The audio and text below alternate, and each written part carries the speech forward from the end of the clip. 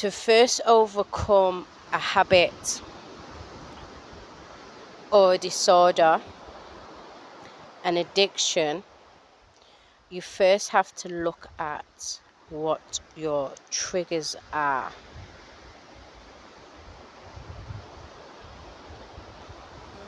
And why are they triggers?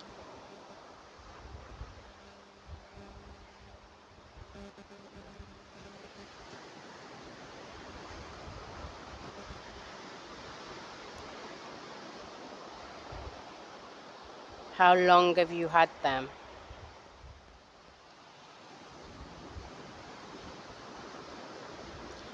Believe that you can overcome them.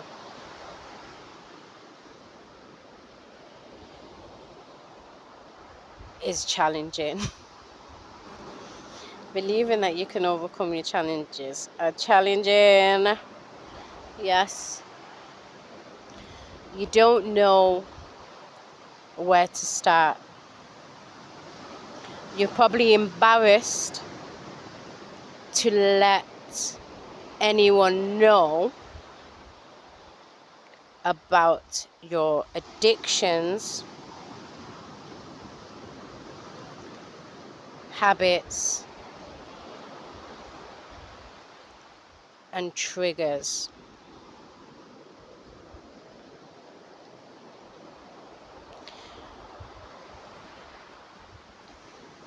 Plus, it feels good when you're doing it. Even though you don't feel like it feels good when you're doing it, but it does, because you wouldn't keep on doing it. You wouldn't keep on doing it. You wouldn't keep on and on. And then with myself, I came over self-harm,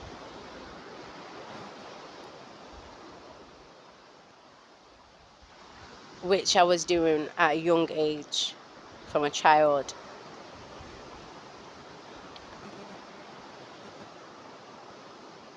And I did it because I was anxious and it calmed me down. I also did it because I felt numb. It didn't make me feel the trauma as much. It was an escape. It was an escape for me.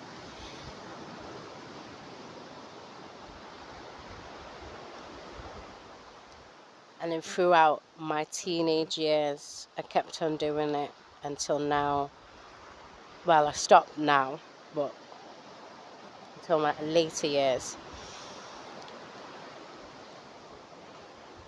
And the numbness was a protective barrier for myself not to feel the trauma or feel feelings or feel pain. So I'll do this habit and it will take me away from the situation, but the situation never left.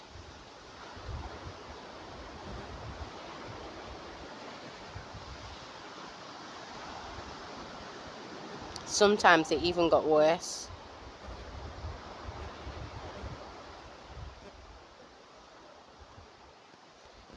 And I will tell myself, this is the last time I'm going to do this. This is the last time I'm going to do it.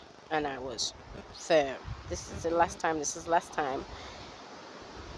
And unfortunately, I kept on doing it, and doing it, and doing it. And I felt worse for doing it. And it kept me in bondage.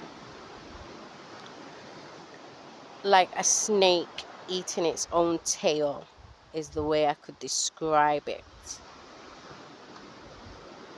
I was eating my own self. I was consuming myself through this habit.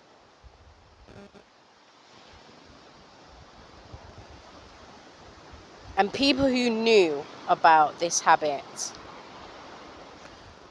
would turn around and say, just stop.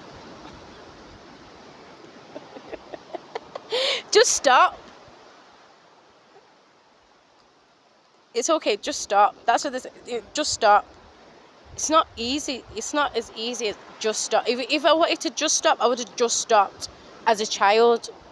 So please make sense. No. You have to identify your triggers. You have to feel the things that you didn't want to feel in order to heal. That's how it works. Not just stop.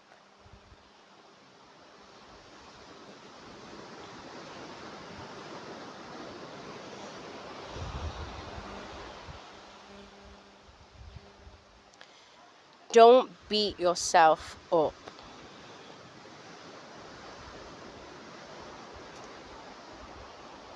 When you fall down,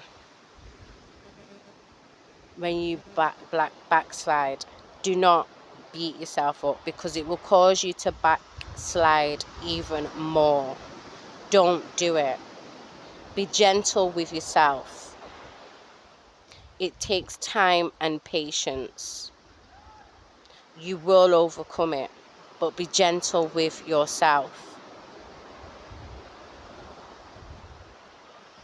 Small steps wins the race. Try and do something differently. Try and think kind thoughts. When you get a negative thought or a negative feeling, try and change it to a positive. Reverse it. That's a technique that you can use.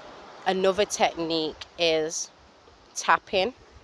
So you can tap when you're about to do when you're about to do it.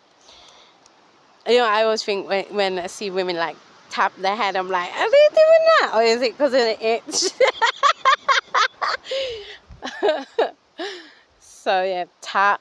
And if you don't want to be doing this in public, because I know some people are self-aware, and you just don't want to be like people looking at you like, okay, what are they doing? You can also like tap your hand. Tap. Another technique would be to breathe. Hold for 10 seconds and then release.